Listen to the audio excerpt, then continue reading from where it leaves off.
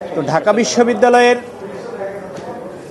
ভর্তি পরীক্ষায় পোষ্য কোটা এবং খেলোয়াড় কোটা এই দুটি কোটা রাখা কেন অবৈধ এবং কর্তৃত্ব বহির্ভূত ঘোষণা করা হবে না এই মর্মে আজকে মাননীয় আদালত রুল জারি করেছেন। আগামী 2 সপ্তাহের মধ্যে ঢাকা বিশ্ববিদ্যালয় কর্তৃপক্ষকে জবাব দিতে বলা হয়েছে। ঢাকা বিশ্ববিদ্যালয়ে ভর্তি পরীক্ষার সময়ে যে কোটা পদ্ধতিটা রাখা হয়েছে সেখানে অন্যান্য কোটাও রাখা হয়েছে।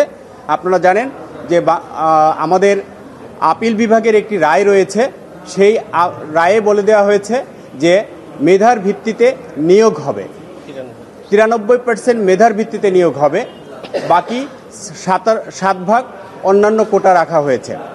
ঢাকা বিশ্ববিদ্যালয় কর্তৃপক্ষকে যখন আমরা এই বিষয়টি রিপ্রেজেন্টেশন দিলাম, অর্থাৎ এই কোটা বাতিল পুনর্বিবেচনা করার জন্য আবেদন দিলাম, তখন কিন্তু তারা এই আপিল বিভাগের যে রায়টি সেই রায়টির রেফারেন্স দিয়ে তারা বললেন তারা মুক্তিযোদ্ধার যে নাতিপুতি কোটা ছিল সেটাকে তারা বাতিল করে দিলেন, অর্থাৎ আপিল বিভাগের রায়টি তারা অ্যাডপ্ট করে নিলেন।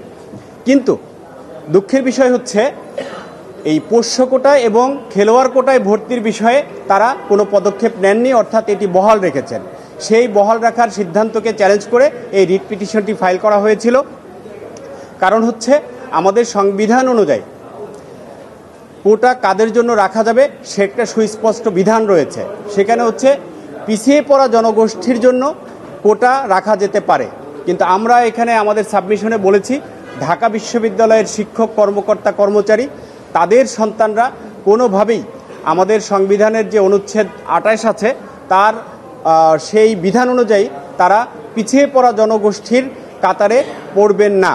আর এ কারণেই তাদের জন্য স্পেশাল একটি কোটা সিস্টেম রাখাটা এটি আমাদের যারা ভর্তি পরীক্ষার্থী তাদের জন্য মৌলিক অধিকারের পরিপন্থী, অর্থাৎ সাংবিধানিক অধিকারের পরিপন্থী।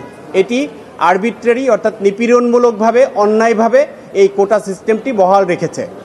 এই যুক্তিতেই মূলত আমাদের আদালত আজকের এই আদেশটি দিয়েছেন।